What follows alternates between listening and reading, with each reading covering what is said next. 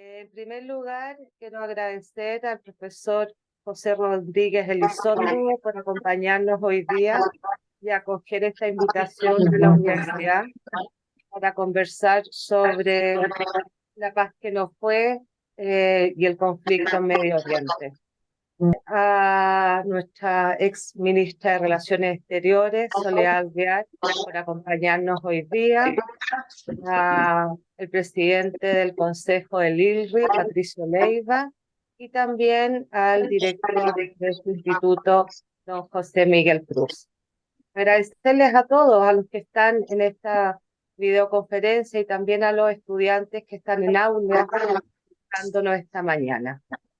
Y para comenzar, quiero dejar con todos y todas a nuestra presidenta, la señora Marigen Horton, para que nos dé unas palabras de bienvenida.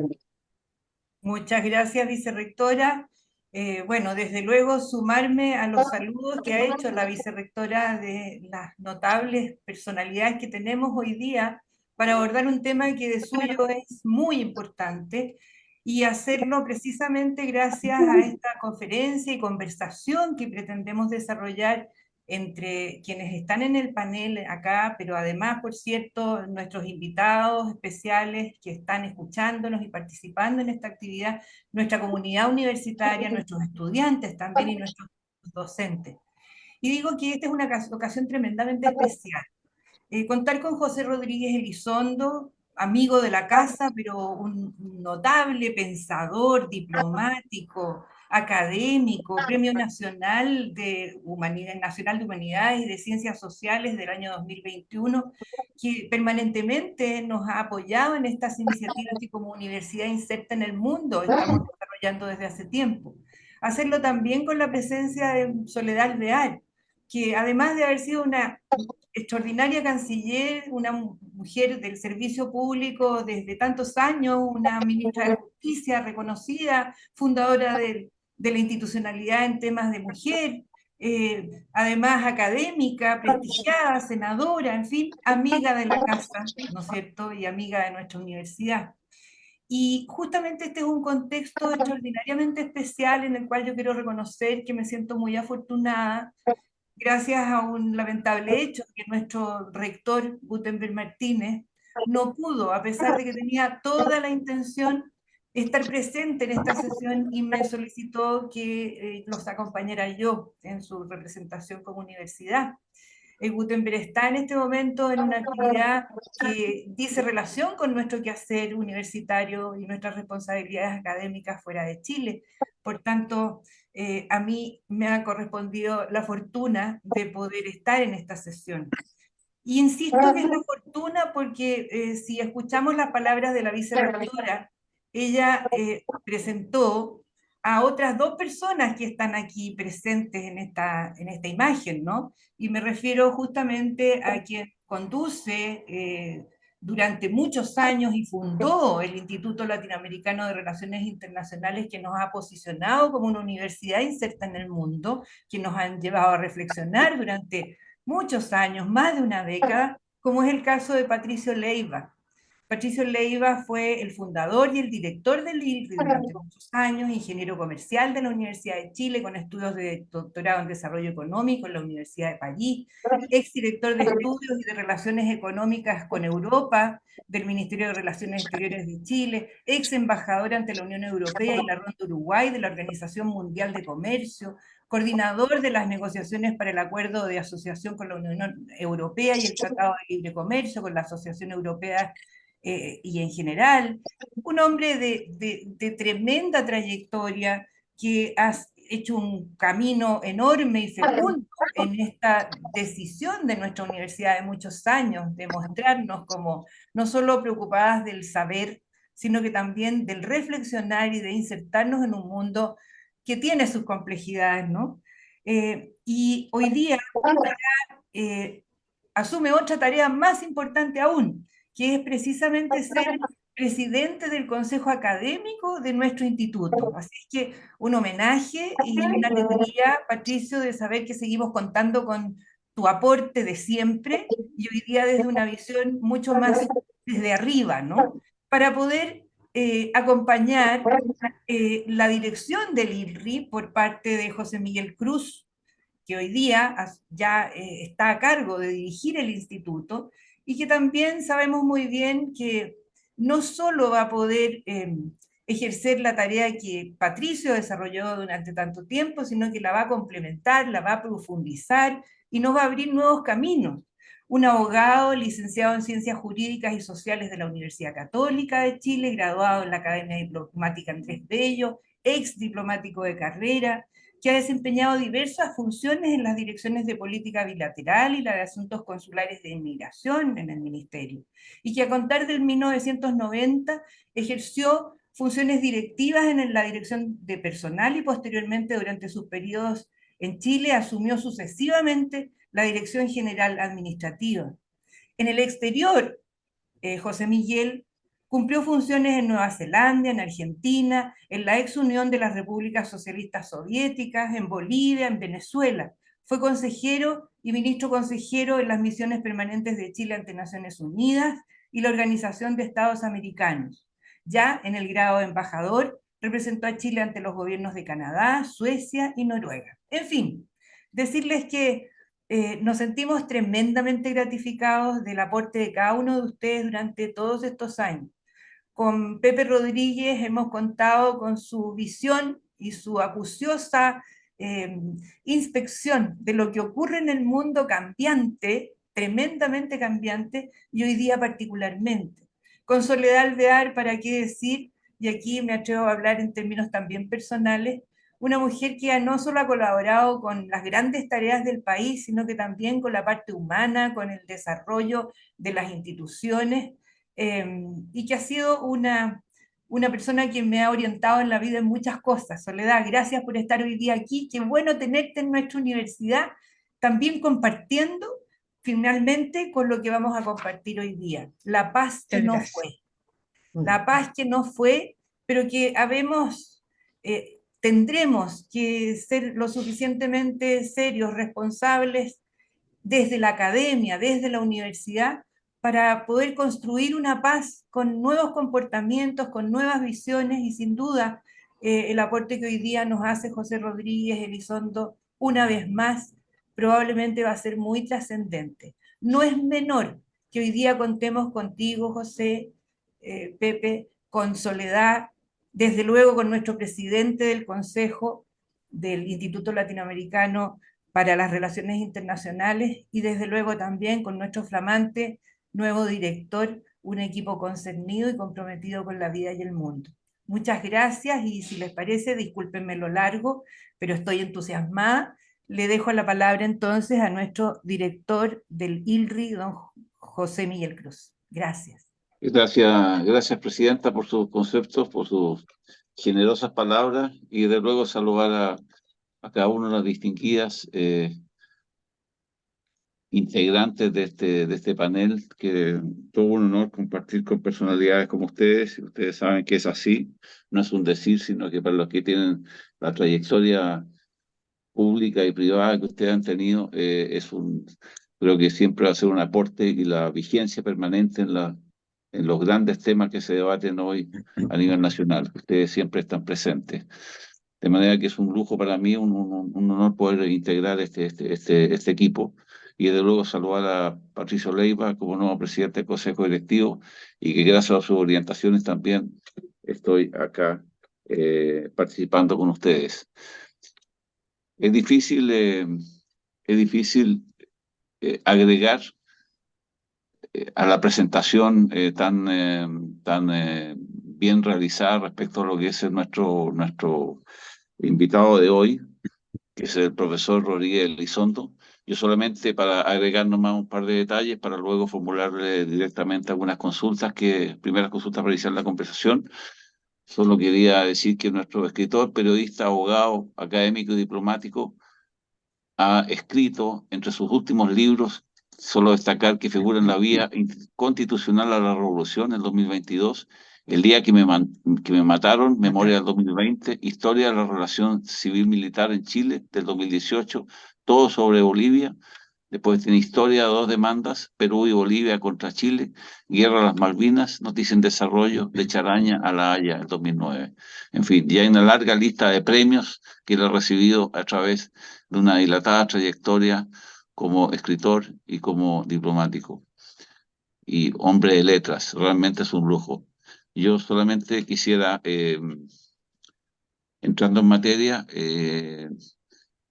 para que este conversatorio sea directamente aprovechar el tiempo de cada uno de nuestros audiencia presente, consultarle al profesor Rodríguez Elizondo que nos formule un comentario primero sobre su experiencia en Israel, como embajador en Israel, y el conocimiento personal y directo que él tuvo de actores clave de la política de ese país y también de la política mundial, como lo fueron en su momento el primer ministro Shimon Peres y el entonces presidente del Likud, Benjamin Netanyahu, y desde luego Yasser Arafat, que tuvo indudablemente un rol muy importante en la política mundial en todos sus años en que estuvo a cargo presidiendo la OLP. Esos antecedentes que él tiene de entonces creo que son interesantes para, si los puede compartir con nosotros, para de alguna manera dar una perspectiva en el tiempo de lo que este conflicto que hoy día está tan eh, brutalmente encarnizado y desde luego tiene orígenes mucho más remotos que eso, pero su vivencia en Israel desde luego va a ser siempre un aporte, y en Ramallah, por cierto, un aporte para nosotros. Y 2 o 3 aspectos mencionar de inmediato para que nos pueda ilustrar con sus comentarios. Preguntarle sobre el rol que está jugando Egipto en este conflicto, el tiempo que demoró la apertura del paso de Rafah en la frontera de Gaza, permitiendo la salida recién ahora, hace un par de días, de los refugiados, que permite el ingreso de ayuda humanitaria, la salida de heridos de distintas nacionalidades. Creo que ha sido bien sorprendente y un tema bien impresionante para todo el mundo, cómo Egipto se ha tomado su tiempo y ha pedido todo tipo de garantías para no verse directamente involucrado en este conflicto, pero en fin, nos gustaría sus reflexiones sobre el tema. Y, eh, y desde luego, los temores de la extensión de este conflicto en buena parte de la región son cada vez más preocupantes. Se están produciendo incidentes graves en la frontera sur del Líbano por los ataques de Hezbolá y la propagación del conflicto hacia Siria ya no solo es un riesgo vivo, sino que también, como se ha señalado, ya ha comenzado con los bombardeos, que los ataques recibidos con cohetes desde las alturas del Golán. Y por último, un tema no menor que también preocupa a las grandes potencias es la participación de los rebeldes grupos chiitas yemení, los hutíes de la frontera sur de Israel, que también es un riesgo, y desde luego la posibilidad de que Irán eventualmente pueda entrar directamente en el conflicto. Me gustaría sus reflexiones sobre la dimensión regional, la perspectiva, las posibilidades de que esto ocurra o que se mantenga circunscrito a lo que es hoy el combate propiamente tal entre Hamas y Israel. Eh, Hay muchas otras consultas, pero desde luego para iniciar la conversación me permito dejar planteado eso. Muchas gracias y saludar nuevamente a cada uno de ustedes. Bueno, primero, muchas gracias, Marígen, por la cariñosa presentación. Estoy muy contento de estar con amigos como ustedes. He trabajado mucho tiempo con Patricio. Saludo a José Miguel, que se hace cargo de esto, a Francisca, a Soledad, que de nuevo está jugando un papel muy importante en la política nacional. Y con respecto a la lista que me plantea José Miguel, yo creo que es imposible tratarla en un solo conversatorio. Cuando yo conversé con José Miguel sobre esto, le dije, francamente, dar una conferencia sobre el tema es imposible, está en pleno desarrollo. Yo lo que te ofrezco es que conversar un poco sobre mi experiencia en Israel, porque llegué en un momento realmente clave en el principio del fin del éxito del acuerdo de Oslo, que es el único acuerdo de paz o proyecto de paz que ha tenido viabilidad y que llegó a unos niveles muy promisorios. Recuerdo que el presidente Frei, cuando me designó, me dijo, bueno, tu misión allá va a ser la tradicional, no importar el conflicto a Chile, pero fundamentalmente aprobar los acuerdos de Oslo. Así es que esa fue mi misión básica, y en ese curso tuve muy buena relación con el diseñador de Oslo. Yo recuerdo con mucha admiración a Shimon Peres. Shimon Peres es el último de los grandes políticos de la historia de la posguerra, la Segunda Posguerra Mundial, y de los primeros tiempos de Israel. Estamos hablando de la partición de la ONU, de la guerra de la independencia de Israel, como la llaman ellos, y de una performance de parte de Shimon. Le digo Shimon porque todo el mundo le dice Shimon en Israel. Es muy emblemático porque fue el gran constructor del poder militar de Israel, no siendo miembro de las Fuerzas Armadas, y una vez que tuvo construido ese gran poder militar, dijo que la victoria militar no podía dar seguridad a Israel. Lo único que procedía era, respaldado por esa fuerza, tener un acuerdo de paz. Y de ahí en adelante, estoy hablando de cuando yo llegué a Israel, ya estaba en esa línea, era el gran campeón del acuerdo de paz con los palestinos para instalar un Estado palestino independiente y que no fuera pobre, como me dijo una vez. Con eso dejo instalada la posibilidad de un conversatorio, como me prometió José Miguel, porque lo demás sería conferencia y francamente no tengo energía para prepararla con todo el listado que me diste. Bueno, profesor Rodríguez, a quien tanto admiro, y me siento muy cercana a él. Usted mencionó a una figura trascendental en Israel. Yo tuve como canciller la oportunidad también de conversar con Shimon Peres, y para mí fue un aprendizaje. He tenido la fortuna de poder dialogar con diferentes líderes, tanto en Chile como en el mundo, pero la figura de Shimon Peres, además de esa calidad humana, de esa templanza, de esa tranquilidad al expresar, eh, daban tanta confianza. Me preocupa, y creo que es la preocupación de todos, los actuales líderes. Y frente a la situación futura, eh, ¿qué podemos esperar? ¿Qué podemos esperar con estos actuales líderes? Que en el caso de Israel, bueno, ha cometido tantos errores. Y en el caso, bueno, del grupo terrorista Hamas, hemos visto hasta los extremos a los que puede llegar. Eh, ¿Cuál es la visión futura, además de la esperanza, como uno siempre tiene, respecto de los problemas tanto nacionales como mundiales? En este caso, tan complejo. Y si es posible, y con eso termino mi pregunta, si es posible recuperar en algún momento, cosa que veo difícil con los actuales líderes, eh, el acuerdo de Oslo, que permitió dar un paso tan importante. Muchas gracias. Gracias por la pregunta, Soledad. Esto tiene mucho que ver lo que tú planteaste de los muchos errores que ha cometido Israel. Yo trato de sintetizarlos periodísticamente a uno: no haberle hecho caso a Shimon.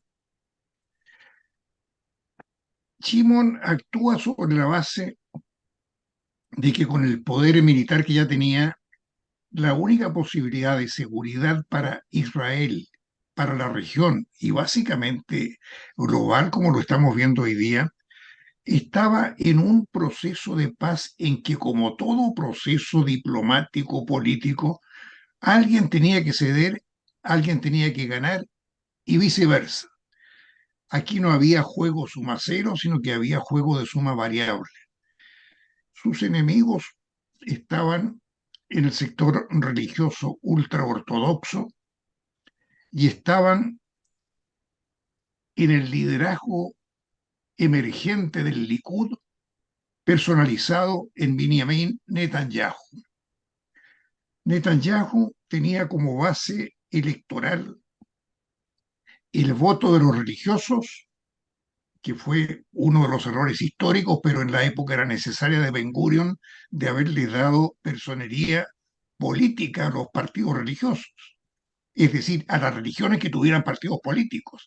Y en esa época eran 3 partidos políticos, uno de los cuales el intransigente sector ultrarreligioso. El otro era el de los colonos de los asentamientos que estaban íntimamente vinculados con esta posición, porque los colonos de los asentamientos, que primero eran una necesidad estratégica después de la primera victoria, porque las posiciones conquistadas en la primera victoria, según las teorías militares clásicas, había que consolidarla para evitar la contraofensiva. Por lo tanto, nacieron con la excusa de la seguridad militar, pero fueron la base de los ultrarreligiosos que pugnaban por el Eretz Israel, llegar a tener un Israel con las fronteras bíblicas. Por lo tanto, estaba en el origen del pensamiento de los ultrarreligiosos y de los colonos el deshacerse de los territorios palestinos, no solamente ocupar posiciones estratégicas, sino que paulatinamente ir copando el espacio para llegar a tener las fronteras bíblicas. Bueno, con este panorama, el juego era absolutamente bélico. Los palestinos estaban, después de haber ocupado en propiedad muchas de esas tierras, estaban como refugiados, muchos de ellos. Habían generado movimientos de resistencia que, como la guerra era asimétrica, ya tenía una fuerza profesional Israel, ellos tenían fuerzas terroristas comandadas por Yasser Arafat. Yasser Arafat, el guerrillero nacido en Egipto, que deambulaba como samurái errante por distintos países, por Jordania, por el Líbano, de donde lo echaban muchas veces. Hubo un episodio sangriento en Jordania, en el cual el rey Hussein, con la Legión Árabe, hizo una masacre de los seguidores militares de Yasser Arafat. Por lo tanto, la situación era absolutamente insoluble, porque unos querían destruir Israel, echar los israelíes al mar, como decían, y el sector religioso colono de Israel quería deshacerse de los palestinos, que se fueran a Jordania, donde había un 70% de palestinos. Ese era el Estado palestino, decían los extremistas de ese sector. Por lo tanto, hay un momento en el cual surge desde Egipto una luz que iluminó el panorama. Es una dramática visita que hace Anwar el Sadat a Jerusalén, después de haber perdido una de las guerras que siguieron. Y llega a Jerusalén con un mensaje que queda en la historia de los grandes momentos de los políticos en la humanidad, donde tiende una mano a Israel. Y ahí está el liderazgo progresista, llamémoslo así, porque yo no hablo de izquierdas y derechas en Israel. No es esa la imagen que proyecta para nosotros. Pero ahí se encuentra con el Partido Laborista, se encuentra con sectores de distintos partidos, son muchos partidos que se emocionan con esta posibilidad, le tienden la mano a Yasser Arafat y se establece el primer vínculo, el primer proceso de paz con Egipto, el país más poderoso de los árabes del momento, que había sido liderado por Nasser para volver al panarabismo y para expulsar a los israelíes de la Tierra Santa. Esto fue entonces el germen de un proceso de paz muy complejo,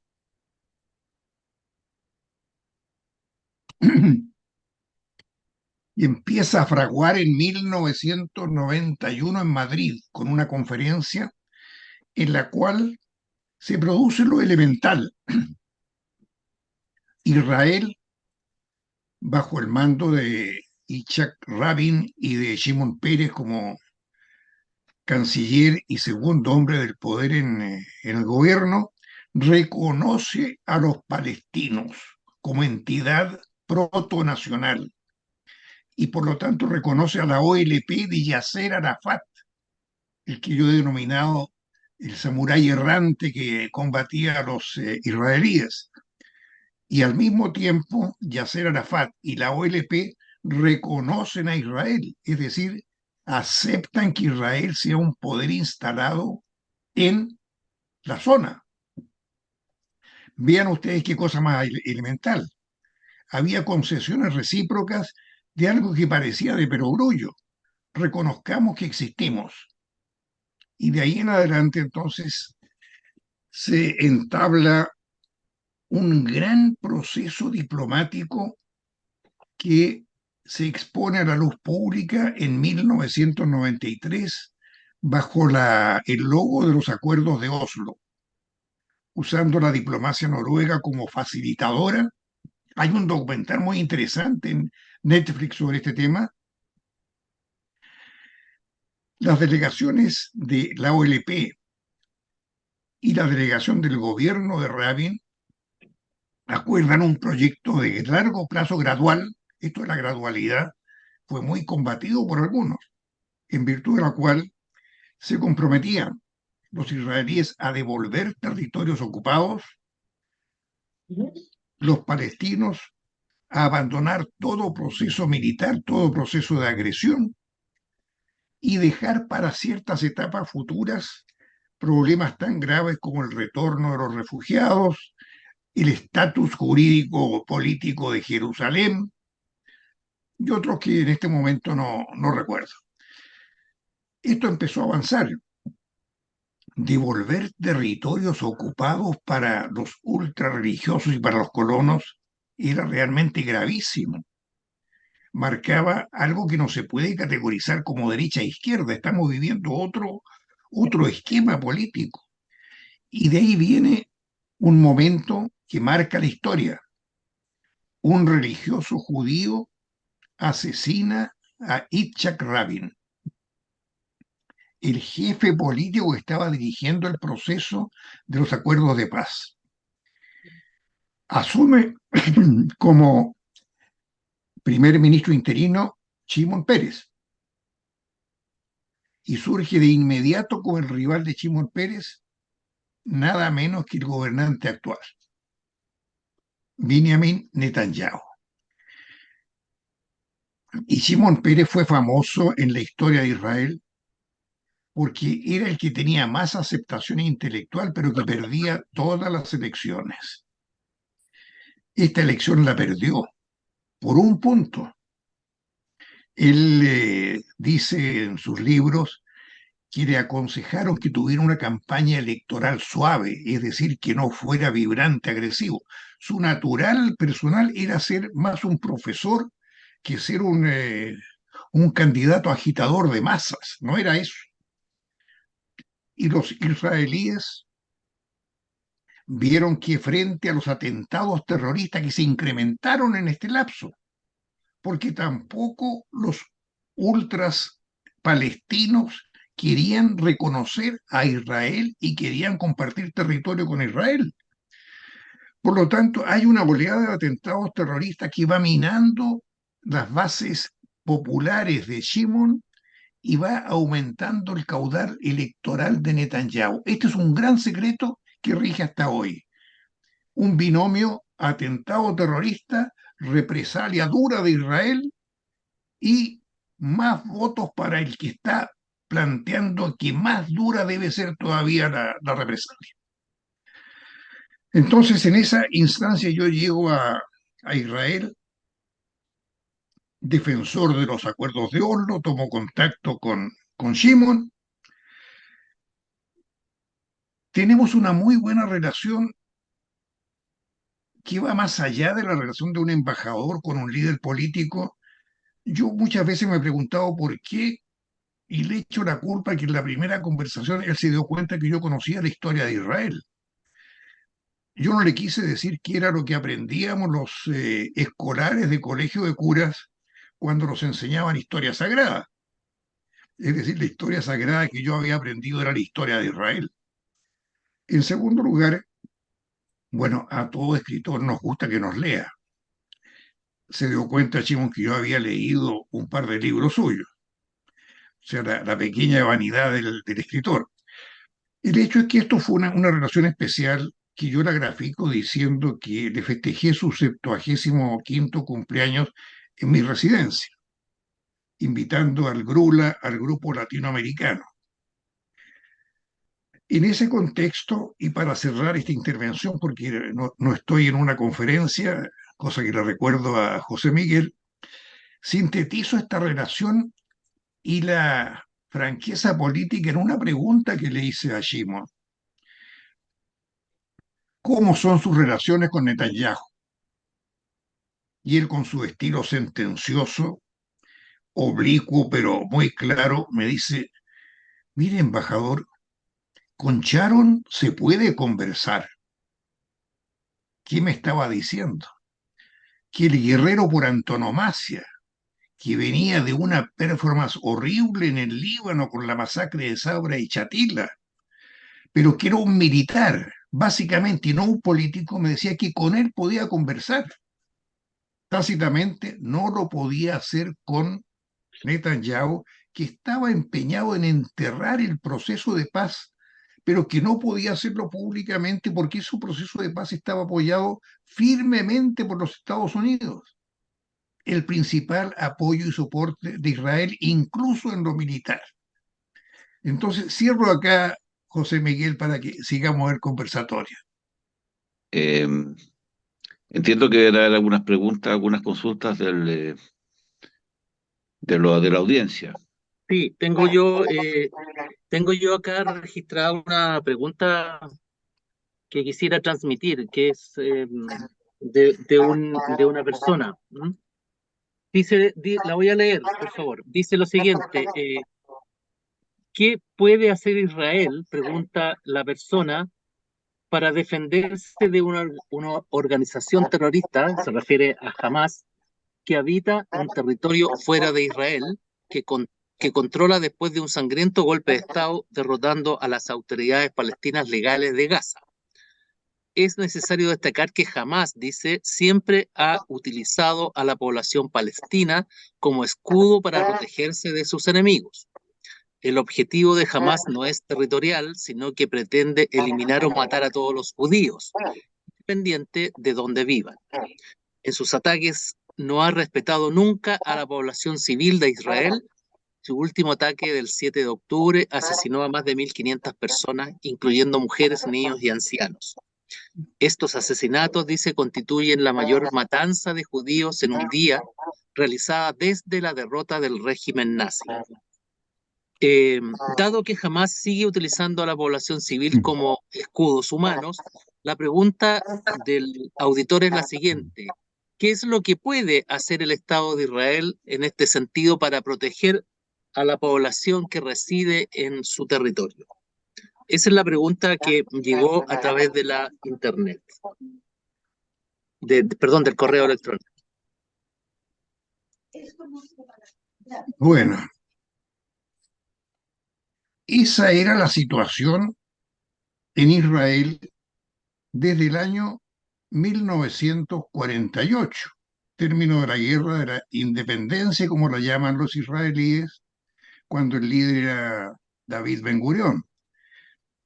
En esa época, según las estadísticas, había 70.000 judíos instalados contra 700.000 palestinos. El lema de combate sionista que venía de la profecía de Teodoro Herzl era que se trataba de una tierra sin pueblo para un pueblo sin tierra. Bueno, era un eslogan bastante movilizador, pero no reflejaba la realidad. La realidad es que era un pueblo sin Estado que entraba a un territorio donde había un pueblo que tampoco tenía Estado, porque era la última provincia de Siria y antes parte del Imperio Otomano.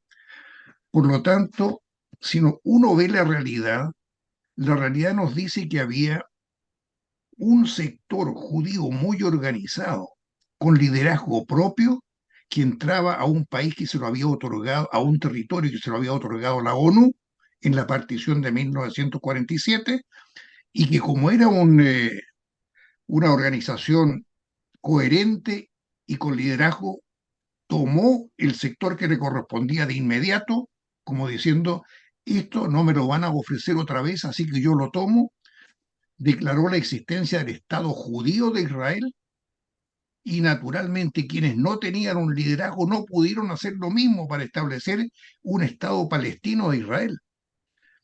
Esto es lo que se suele olvidar por parte de toda la gente que se introduce a los dramáticos momentos que estamos viendo ahora y que se vivieron desde el año 1948, porque los palestinos fueron víctimas de no tener un liderazgo propio y de ser víctimas o de supuestos beneficiarios de lo que decidieron las otras potencias árabes que declararon la guerra a Israel. Al declarar la guerra, Israel reaccionó en términos militares, ocupando territorios que antes no le habían asignado, y empezó todo este problema. Si pegamos un salto al presente, entonces tenemos que los palestinos en algún momento se encontraron que tampoco tenían coherencia interna. El proceso de paz de Oslo había establecido claramente un liderazgo palestino en Arafat y se había consolidado jurídicamente con la elección de una autoridad palestina, la AP, con sus mandos en Cisjordania y en Gaza. Pero disgustados con esta política de aceptación de Israel, un organismo que era muy minúsculo, jamás tomó el liderazgo del ataque militar, del ataque terrorista a Israel, se estableció en Gaza, y aquí viene una historia muy compleja. Este líder militar, Ariel Sharon, que se consideraba el peor enemigo de los palestinos, reflexionó militarmente y dijo, sucede que nosotros tenemos asentamientos en lugares que en vez de darnos garantías de seguridad, nos están obligando a desempeñarnos como militares cada vez más comprometidos. Están distrayendo fuerzas, entonces en vez de tener una organización estatal con un ejército que defiende el país, estamos defendiendo a los colonos. Esta reflexión nos llevó a un momento insólito en la historia del conflicto, a intervenir en Gaza militarmente para sacar a 17 asentamientos, es decir, para sacar de Gaza a los israelíes. Esto fue un gran éxito para los gazatíes, como es el gentilicio, que redundó en una cosa que no estaba en los planes de nadie, la competencia entre los políticos que estaban con Hamas en Gaza y los palestinos que apoyaban la autoridad palestina de Yasser Arafat, que cuando murió Arafat fue sucedido por Mahmoud Abbas. Y en unas elecciones internas, en condiciones que nadie puede calificar como si son o no democráticas, se estableció en Gaza un poder distinto del poder de la Autoridad Nacional Palestina. Es decir, se había dividido el poder palestino en dos. Lo que los unía era la necesidad de que Israel desocupara los territorios ocupados. Lo que los dividía es que la autoridad palestina mantenía sus compromisos de un proceso de paz reconociendo a Israel, porque jamás seguía en la línea de expulsar a Israel de todos los territorios. Es decir, la historia vuelve a foja cero. Lo llamaríamos en Chile la refundación. Ese momento significó desde el punto de vista de Gaza una especie de reenajo de toda la población, que cuando yo llegué era de 1.500.000, ahora son de 2 millones y tanto, una especie de renajo de toda la población para el sector militar de Hamás, el brazo armado de Hamás. Esta historia que yo trato de resumir tiene un apéndice que es muy estratégico, muy importante. En Israel, el duelo Netanyahu-Shimon Peres también era un duelo sobre doctrina militar. Para Netanyahu, la única seguridad de Israel era el aplastamiento de toda insubordinación terrorista militar de los palestinos. Solo la fuerza del Sáhar, como se llama, la fuerza de defensa de Israel, podían garantizar la seguridad de Israel. La doctrina militar de Shimon Peres, yo prefiero leérselas a ustedes porque él lo expresa 1000 veces mejor que cualquier intérprete. Y como presumía que iba a ser uno de los temas de este conversatorio, se las voy a leer en un libro que él me regaló, que es este libro que les muestro a continuación. Escrito el año 1998 y publicado en 1999, en el auge de su pleito con Netanyahu. Dice Shimon: mi concepción de la fuerza del poderío bélico es instrumental. Dos puntos. Una victoria militar nunca es definitiva, pues crea nuevos peligros. En realidad, nosotros hemos creado nuestro sistema de defensa para cuando llegara el tiempo propicio poder crear una alternativa política, es decir, alcanzar la paz. No lo olvidemos nunca y Dios nos guarde de cegarnos con nuestro poderío bélico. Yo cuando reviso este libro, yo lo había leído apenas él me lo regaló, pero con motivo de lo que está sucediendo hoy día volví a revisitarlo, como dicen los críticos de cine, y me encuentro con que todo lo que él plantea en este libro es lo que está sucediendo hoy día. Es decir, él no pensaba que eran ataques que iban a venir desde fuera de Israel, no, desde dentro de Israel. Iban a venir de una organización terrorista asentada en Israel, en Gaza. Y por otra parte veía la proyección externa de mantener este estado bélico.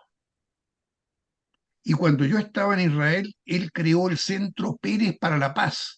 O sea, desde la oposición política, él veía que el primer ministro estaba conduciendo el país a la guerra permanente y él creó el Centro Pérez para la Paz con la concurrencia a la sesión inaugural de todo el liderazgo político europeo y de próceres como Mikhail Gorbachev, que lo tuve a 2 filas de asientos de la ceremonia correspondiente. Bueno, esto encarajinó, como se dice en Chile, la pugna con Netanyahu. Ya era una pelea en que no se decía así porque no se podía decir, habría sido políticamente incorrecto. Pérez está por rendirse y yo estoy por mantener la victoria siempre. Uno de los momentos políticos que yo más recuerdo de Netanyahu fue una asamblea del Likud a la cual invitó al cuerpo diplomático y yo le escuché el discurso con un traductor al lado y todo el discurso era un envalentonamiento hacia sus huestes con respecto a la insurgencia palestina y a la blandura de la oposición. En un momento hubo un ritmo de canción, un ritmo de eslogan, de mantra, que Netanyahu lo planteaba en hebreo naturalmente y que me lo tradujo mi traductor. ¿Qué es lo que está diciendo? Está diciendo, tienen miedo, tienen miedo. Esa era su razón política. Por lo tanto, cuando vuelven sucesivos gobiernos a Israel, perdón, me adelanté un poco, frente a esta pugna, ¿Saben ustedes a quién designó como canciller Netanyahu?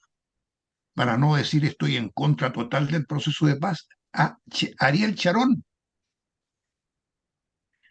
Es decir, en paralelo me había dicho Pérez que él podía conversar con Sharon, pero la imagen de Sharon era la del más halcón de todos los militares israelíes.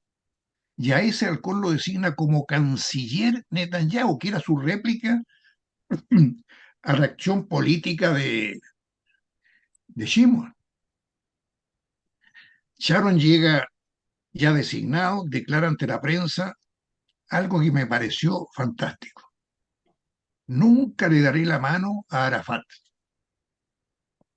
Fue titular en la prensa.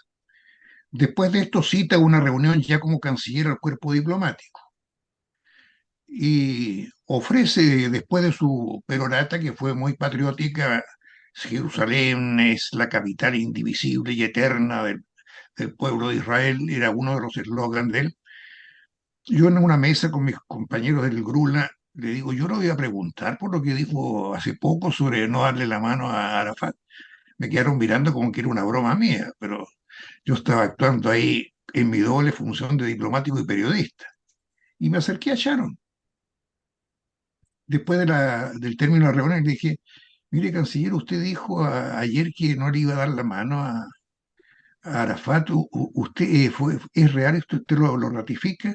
Y con total naturalidad, como que yo le estoy preguntando algo que era elemental, me dice, pero por supuesto, señor embajador, él tiene las manos manchadas con sangre de judíos, ancianos, jóvenes, mujeres, niños.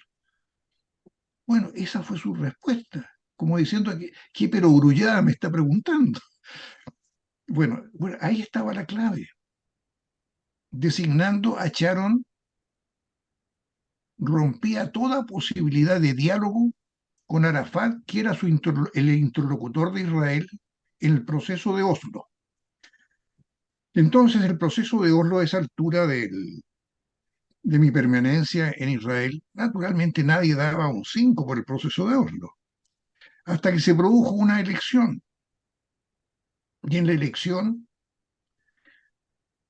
dentro del Partido Laborista, le dieron otra derrota a Shimon Peres. No fue el candidato a primer ministro, porque en el sistema israelí es parlamentario, pero con elección directa al primer ministro.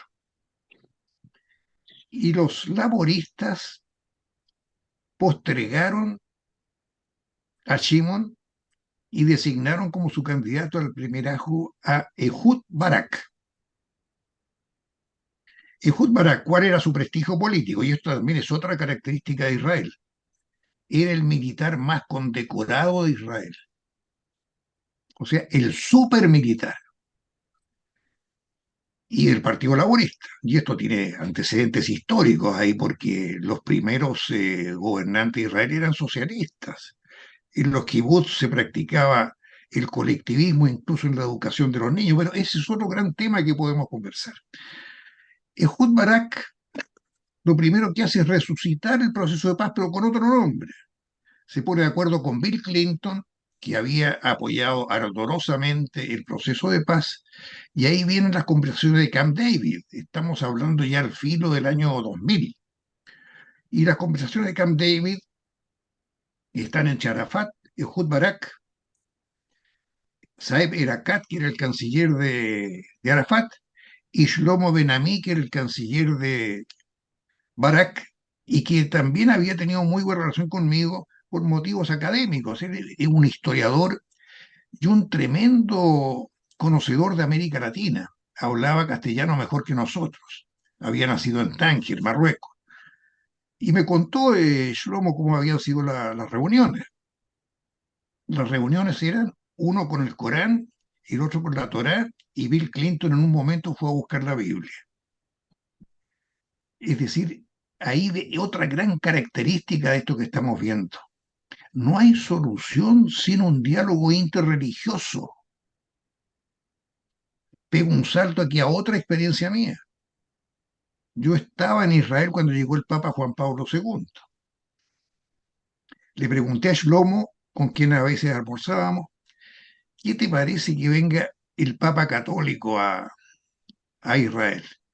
y si no se mete en política será correctamente recibido. Esa fue la respuesta de Shlomo, que a la sazón era, creo que ministro de Seguridad de la Policía, un cargo que no tenía nada que ver con sus talentos. Llega el Papa, ya está viejísimo. Cuando nos recibió el cuerpo diplomático yo lo vi frágil, pero como siempre lo hacía, citó a una misa de campaña en lo que se presume que fue el lugar donde Jesús dio las bienaventuranzas, en la parte norte de Israel, cerca del lago, ahí cerca de Nazaret.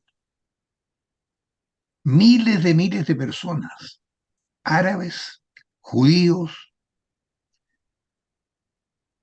El Papa en algún momento produce un milagro, ahí como le dije yo a un colega, se levanta de su asiento para dar el salmo y era el mismo que habíamos conocido en la cincuentena o en la sesentena, con todo vigor, y se mete de frente en el problema del diálogo interreligioso, que es un requisito necesario para la paz de árabes, de drusos, de judíos, etc. Fue un momento realmente digno de tener en una película. Yo les cuento una anécdota a mis amigos siempre que sobre la impresión que me produjo en lo personal para que ustedes perciban cómo era el tema. Yo soy libre pensador, desde que salí del colegio de curas en Los Maristas, nunca más volví a comulgar, nunca más volví a practicar los ritos católicos, me mantuve como libre pensador, pero en ese momento, cuando pasaron por la fila de los miles de personas, acólitos con cálices, con hostias y con vino consagrado, yo tuve el impulso que me lo excusé diciendo nunca he comulgado con vino, voy a tomar un sorbito.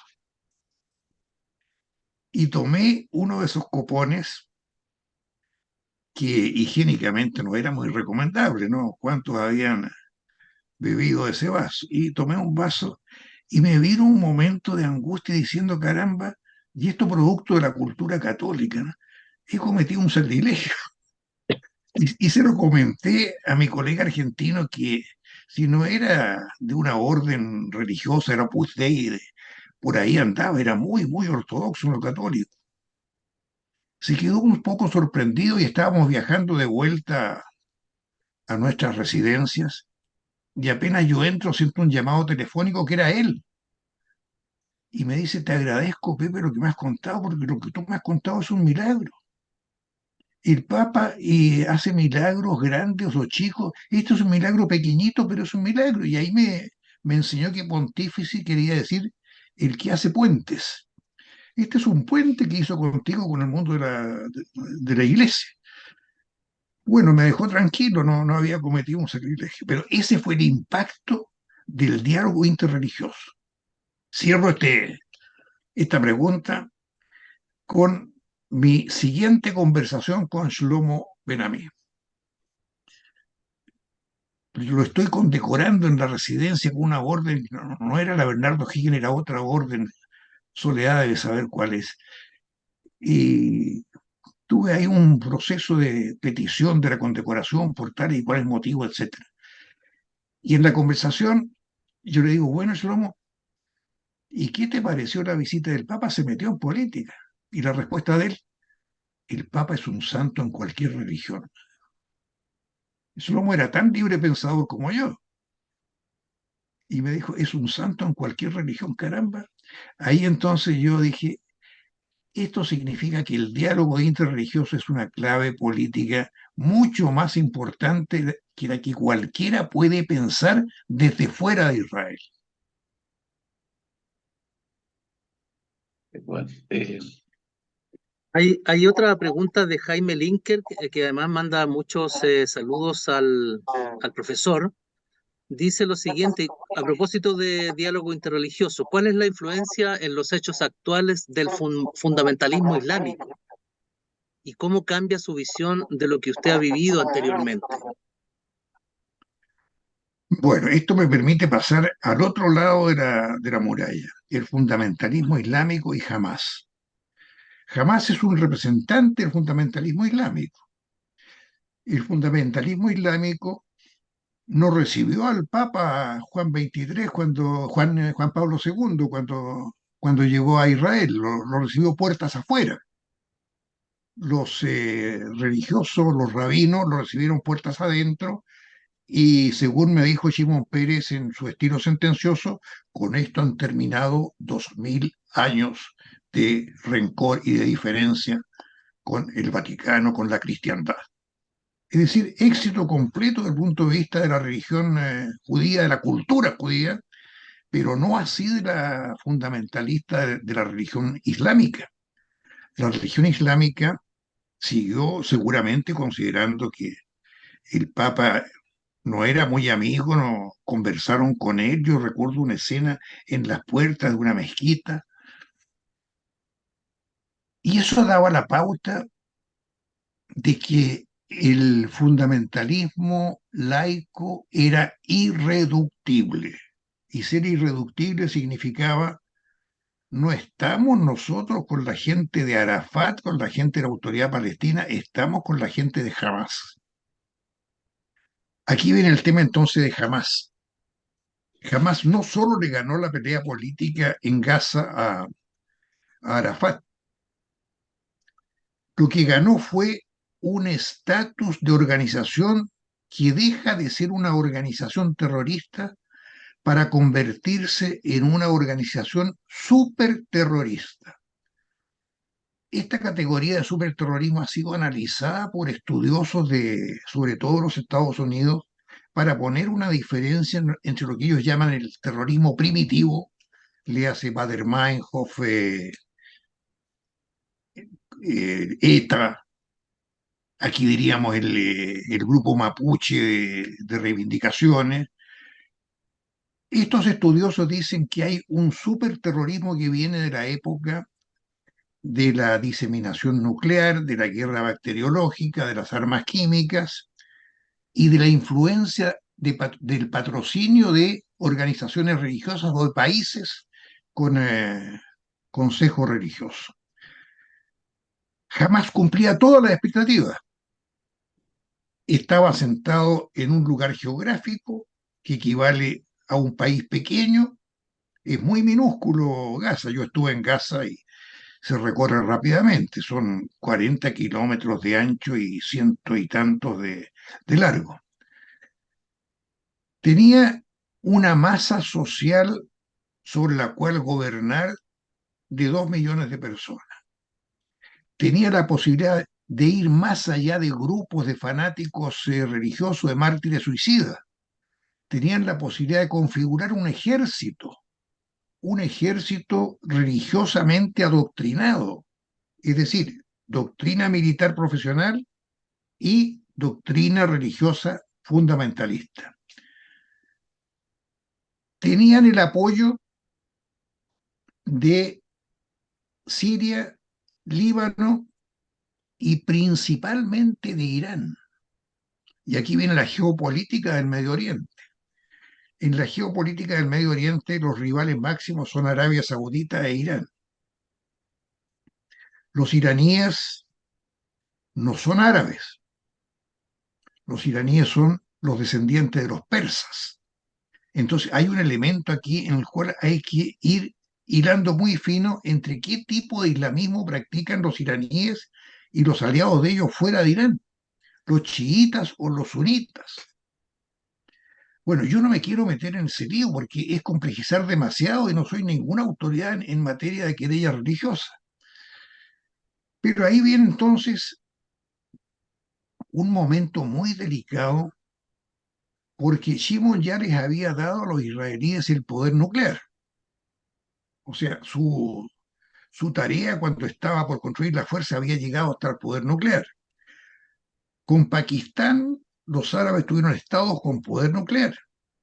Con Irán no sabemos si lo tiene o no lo tiene. O sea, uno de los grandes problemas de la inteligencia europea y norteamericana es detectar hasta qué punto han avanzado los iraníes en la capacidad nuclear.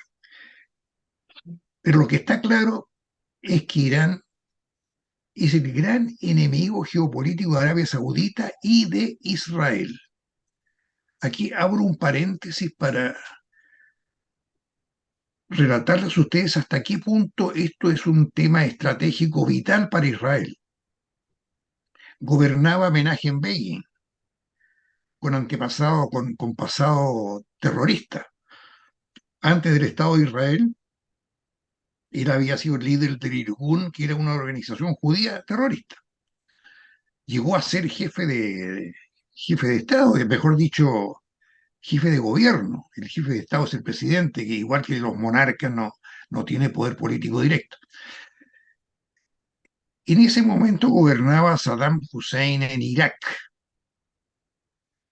Francia lo había provisto de capacidad nuclear y estaba construyendo un reactor nuclear. El reactor nuclear se llamaba Osirak. Se produjo un raid aéreo israelí para bombardear Osirak. 6 o 7 aviones partieron de un lugar determinado, hicieron añicos en la central nuclear de Irak. Porque Begin, que era el más belicista de todos los gobernantes de Israel, había definido que no podía permitir otro país con poder nuclear en la región. Esto fue realmente uno de los graves momentos de la historia del Medio Oriente. Yo lo cubrí como periodista, por eso tengo el recuerdo de esto. Tengo en la revista Careta unos reportajes sobre Osirak. Volviendo al presente, entonces, Hamas ya no es una organización terrorista. Es un ejército con formación militar, yo diría profesional, y con un fundamentalismo religioso que fija sus objetivos militares. Si combinamos las dos cosas, lo que se produjo el 7 de octubre, a mi juicio, no fue un atentado terrorista, fue la invasión de un ejército con métodos terroristas y con religión fundamentalista.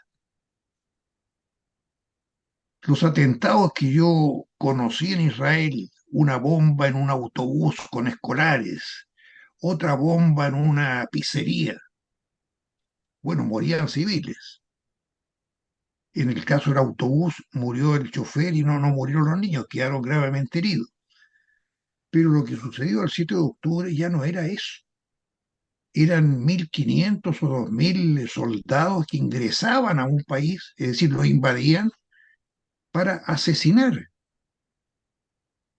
Es decir, los gráficos reales, no los fakes que yo he visto sobre esto, son realmente pavorosos. Aquí entonces pusieron al gobierno de Netanyahu en lo que se llama un zapato chino, y que hay un aforismo israelí que me vino a la mente en ese momento, que es: si estás en un callejón sin salida, la única salida está en el callejón. El problema era ver qué tipo de callejón estaba visualizando Netanyahu. Netanyahu estaba visualizando el viejo callejón que le permitió llegar al gobierno. Frente a un atentado terrorista, una represalia masiva. Si hubiera estado vivo Shimon, habría estado pensando, bueno, se cumplió la profecía que yo te hice, pues Bibi, tú perseverando en que la única garantía de seguridad es la victoria militar, nos condujiste a esto. Entonces piénsalo muy bien si vas a ir a la represalia masiva o vas a buscar una salida que sea potable desde el punto de vista de la opinión pública mundial, de la diplomacia mundial, de la seguridad mundial. Ahora estamos frente a un tema de seguridad mundial. Bueno, estoy imaginando como escritor lo que habría dicho Shimon, con quien conversé tanto este tema. Pues bien, Netanyahu optó por lo que había optado siempre: la represalia masiva, que él la denominó guerra total contra Hamas. Pensemos un poco. Guerra total contra Hamas. No le estaba levantando el pelo a lo que antes era una organización terrorista. sin saber posiblemente de los estudios sobre el superterrorismo, no estaba rindiéndose a esta calidad de superterrorismo, pero sin captar sus consecuencias. Porque con esto, naturalmente, estaba condenando a entrar a la guerra a civiles. No había rival para Hamás en Gaza. Y al declararle la guerra total a Hamás, los daños colaterales no iban a ser solo para Hamás, que conservaba los métodos del terrorismo clásico, que son los métodos guerrilleros, golpea y escóndete, tenía una red de túneles equivalente al metro.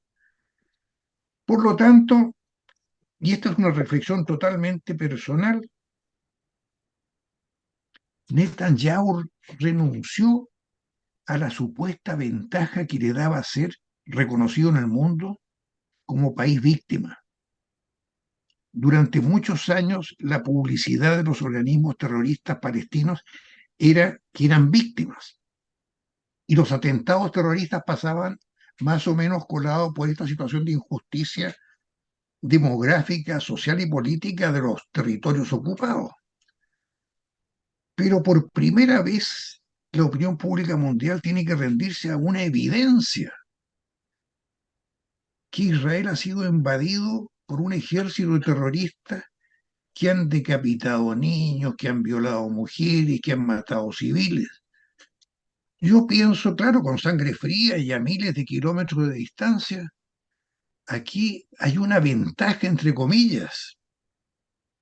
Israel tiene que ser reconocido inclusive por sus enemigos, por los antisemitas, por los antijudíos, como que ha sido un país agredido salvajemente. Y es ahí donde hacía falta un talento político súper.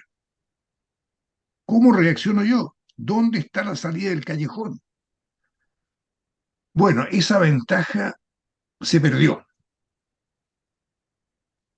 Era una ventaja clara porque, y ustedes lo habrán comprobado, inclusive los más antijudíos de los chilenos, de los colombianos, de los venezolanos, guardaron silencio, ¿no? O también dijeron, reconocieron que había sido un atentado terrorista, o demoraron en reconocer. Pero cuando ya llevamos 9.000 y tantos muertos que no pueden ser discriminados, no podemos saber si eran gazatíes que tenían militancia en Hamás o no, ya se perdió esa ventaja. Y se perdió desde un lugar impensable que se llama Naciones Unidas. Si ustedes leen cuidadosamente la declaración del secretario general de Naciones Unidas, no es una declaración neutral. Reconoce lo que nadie puede desconocer, que la invasión terrorista fue salvaje, fue repudiable, todo lo que ustedes quieran. Pero el énfasis está puesto en que ya toma partido por el sufrimiento del pueblo palestino integral tras 56 años de ocupación, por lo tanto vinculó la guerra total de Netanyahu y la represalia ante una invasión terrorista con la historia de la ocupación de territorios palestinos por parte de Israel. Se perdió la ventaja desde el punto de vista de Naciones Unidas. Otro alto dignatario de Naciones Unidas renunció a su alto cargo, tal vez porque le pareció que lo que decía Guterres no lo representaba. Él era mucho más fuerte con respecto a esta condena de Israel. Bueno, esto me parece a mí que es otro de los grandes temas para estudiar, porque significa en primer lugar de que, bueno, hay un hecho, sí, efectivamente, los asentamientos son una cosa que proliferaron con Netanyahu, que incluso echaron, era partidario de retirarlo, lo cual es una situación de dolor, de injusticia objetiva del pueblo palestino. Pero todo esto que ha sucedido significa el olvido del origen. el proceso de paz que dirigió Shimon Peres con Arafat tenía por objetivo recuperar menos de lo que Naciones Unidas le había concedido en la partición al pueblo palestino que estaba in situ. Entonces, claro, la historia la procesan los historiadores y la responsabilidad de las potencias árabes que quisieron representar al pueblo palestino atacando militarmente a Israel queda en la nebulosa. Ahora veamos algunos resultados de esto que sucedió con la guerra total de Netanyahu. Pues yo creo que los resultados son muy pertinentes porque evidentemente nos llevan a la contingencia del momento, como tú proyectas esto que se puede desarrollar y en beneficio de la hora digamos, para ver cómo, con grandes conclusiones o si hay algunas que pudiéramos extraer de qué esperar de esto, que no son muy optimistas por lo visto, pero qué poder esperar en el futuro cercano o más mediano o largo plazo, como para ir cerrando y poder agradecer a nuestra distinguida audiencia esta oportunidad de haber escuchado. Bueno, me parece bien. Empecemos por Joe Biden. Todos los presidentes norteamericanos han chocado con Netanyahu. No lo pueden decir, porque en Estados Unidos se produce un doble lobby. El lobby de los países árabes contra Israel en Naciones Unidas por una razón elemental, aritmética. Israel es uno y los otros son muchos. Por lo tanto, ahí en Naciones Unidas predomina lo que podríamos llamar el lobby árabe. Pero por otra parte, los gobernantes norteamericanos tienen encima el lobby judío. Hay un gran poder político, económico judío que está interviniendo en la política norteamericana y que condiciona o explica la persistente y leal solidaridad de los Estados Unidos con Israel desde 1948. Esta solidaridad llegó hasta Joe Biden, que la asumió de inmediato y que le aconsejó a Netanyahu no dejarse llevar por la ira y no cometer los mismos errores que cometimos nosotros. ¿A qué se refería Joe Biden? Se refería al 11 de septiembre norteamericano, al ataque de otro superterrorista que era Osama Bin Laden, que inauguró la época del superterrorismo. El presidente Bush reaccionó declarándole la guerra al terrorismo y atacó a Afganistán, atacó a Irak. Y ahí fue Joe Biden a decirle a Netanyahu, mira, por favor, Bibi, no cometas los mismos errores que cometimos nosotros. Insólito, francamente insólito, y me maravilla que esto no haya sido objeto de análisis en profundidad. Entonces, este es el panorama de las alianzas. Primer éxito de Hamás, paralizó la relación diplomática en ciernes de Arabia Saudita con Israel, que era uno de los objetivos de Irán. Irán, apoyando a Hamás, tenía como objetivo también paralizar la intervención a favor de Israel de Arabia Saudita como un país que tenía relaciones plenas diplomáticas, porque naturalmente desbalanceaba el equilibrio del poder en el mundo árabe. Entonces, es un tremendo impacto el que se haya paralizado esta gestión que estaba en el marco del plan Abraham, que ya le había beneficiado a Netanyahu con la relación con Marruecos, con Emiratos Árabes Unidos, con Qatar, no me acuerdo con qué otros países, y que iba a culminar con la relación diplomática con Arabia Saudita, y ahí lo habría celebrado con un tremendo eh, énfasis el gobierno israelí. No solo eso, se activaron todos los hostigamientos periféricos para Israel. Líbano, Yemen, Siria. Es algo parecido a la invasión de las 5 potencias del año 48, que culminó con la guerra de independencia. En paralelo, acaba de renunciar, de desahuciar Putin el compromiso de no hacer ensayos nucleares. ¿Por qué en este momento? Bueno, hay que preguntárselo. El momento, a mi juicio, es más peligroso que el de octubre de 1962, con la crisis de los misiles en Cuba. La crisis de los misiles en Cuba las vivimos los que éramos adultos en la época como uno de los peligros más graves de guerra termonuclear en el planeta. Los titulares eran catastróficos en los medios, acerca de la flota soviética, se va a encontrar con la flota norteamericana. Se solucionó diplomáticamente. Hubo un acuerdo diplomático de muy alto nivel, de las proezas más grandes de la diplomacia mundial que yo conozco. Bueno, estamos a mi juicio en un momento así, pero con un agravante.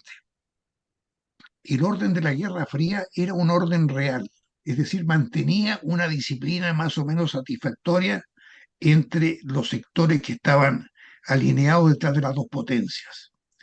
Hoy día no se sabe cuál es el orden mundial ni cuál es la distribución del poder entre las grandes potencias. Después de Trump en los Estados Unidos no se puede hablar de una superpotencia con influencia mundial. Con la emergencia de China tenemos la competencia más inmediata para el poder que tuvo alguna vez Estados Unidos. Con el desastre de la Unión Soviética se acabó un segmento del poder ruso, pero no la tradición imperial de la Rusia de los zares. Estamos en la guerra de Ucrania. La guerra en Ucrania dispersa el poder de ayuda de los Estados Unidos. Bueno, ustedes vayan atando toda una serie de vínculos que uno puede ir amarrando en la torre de marfil que se supone que tienen los intelectuales. Entonces, vivimos un momento de gravedad extrema. Si lo proyectamos a América Latina, se produjo ya el temor que tenía mi presidente Frei cuando me mandó a Israel, que no se nos exporte el conflicto israelo-palestino. Ya se nos importó a nivel de América Latina. Venezuela, Colombia, Bolivia incluso fue más allá porque tiene alianza con Irán y rompió relaciones con Israel. Colombia le llamó la atención insolentemente a Israel, ya no solo diciéndole que era un salvajismo lo que estaba haciendo, sino que recopilando la historia, que tenía que desocupar territorio, no me acuerdo cómo fue la embestida de Petro. Nosotros hemos dado señales claras de que estamos en una posición muy crítica hacia Israel en este momento al llamar al embajador que tenemos allá. ¿Cómo se llama, Soledad, el instrumento diplomático? Llamar a... Llamado a informar. Llamado a informar. Llamar a informar. Sí. Claro, el llamado a informar para la gente, el ciudadano de la calle, significa una cosa medio lógica, ¿no? El presidente quiere conversar con el embajador, un motivo que no pueden quedar librados a la correspondencia, pero tiene un sentido político bastante versátil. En este caso, los países que llaman a sus embajadores están dejando de presenciar un momento bélico espectacular, donde lo que más falta hace es el testimonio del embajador. Yo llegué a Israel en un momento muy espectacular cuando todos los que estaban ahí en la Cancillería de Israel y mis colegas del Grula me decían, oye, tu predecesor, cuando hubo una amenaza, se fue de Israel, como diciendo, no debió irse, no debió quedarse, porque esa era su obligación. Bueno, este es el tema hoy día en el momento con Israel, con la situación global, América Latina y nuestro país. Tremendo aporte para nuestra universidad y nuestros desafíos de futuro en la línea de la esperanza, con esa pregunta que hizo nuestra canciller al inicio, los actuales líderes, la preocupación. Perdón que me entusiasme, pero don José Rodríguez Elizondo, nuestro amigo de siempre, nos ha hecho un paseo por el entramado de las civilizaciones, de la historia, del saber, pero también del ser. ¿no? Y por eso yo creo que la conclusión es la tremenda tarea que tenemos como universidad cuando estamos preocupados de conjugar adecuadamente el saber con el ser, porque allí tal vez hay elementos muy centrales de esta trama compleja que vive la humanidad y que, como vemos, esto de la paz que no fue, que nos dice hoy día don José Rodríguez, tiene que ver con muchas otras situaciones que están ocurriendo en el mundo y probablemente ahí está el gran tema, el humanismo, el saber conducirnos, el tema del diálogo interreligioso que lo tomamos pero con mucha fuerza, así como también el poder justamente escudriñar más profundamente en todo esto que nos ha entregado, que no se obtiene simplemente de la lectura de un libro. Está la humanidad, está el relato, está eso que nos hace humanos pensantes, pero profundamente humanos, ¿no? Así que muchísimas gracias y decirle a don José Rodríguez que como buen amigo lo vamos a volver a molestar, no solo para conversar con nuestras comunidades, sino que para conversar con nuestra universidad. Cómo jugamos un rol en lo que nos compete y en lo que podemos para alcanzar, con esperanza, como decía nuestra canciller, la ansiada paz con un comportamiento distinto. Muchas gracias, muchísimas gracias. Y bienvenido, don José Miguel Cruz, a esta importante tarea. Muchas gracias, canciller, amiga, ministra, política, mujer, madre y abuela. Gracias. Muchísimas gracias, distinguido profesor. Creo que es un panorama muy profundo. Hemos podido tener la oportunidad de recorrer la historia, sus experiencias personales con líderes mundiales, de talla mundial, que tienen vigencia hasta el día de hoy, y las grandes conclusiones que podemos sacar y las gravísimas repercusiones que este conflicto está teniendo.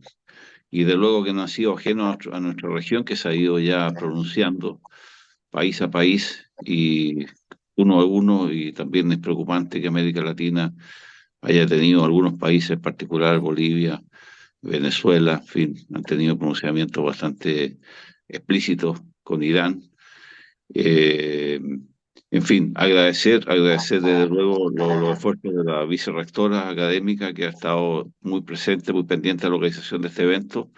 Me ha señalado de que esta conferencia va a estar disponible en los canales de YouTube de la universidad para la consulta a los estudiantes que quieran hacerlo.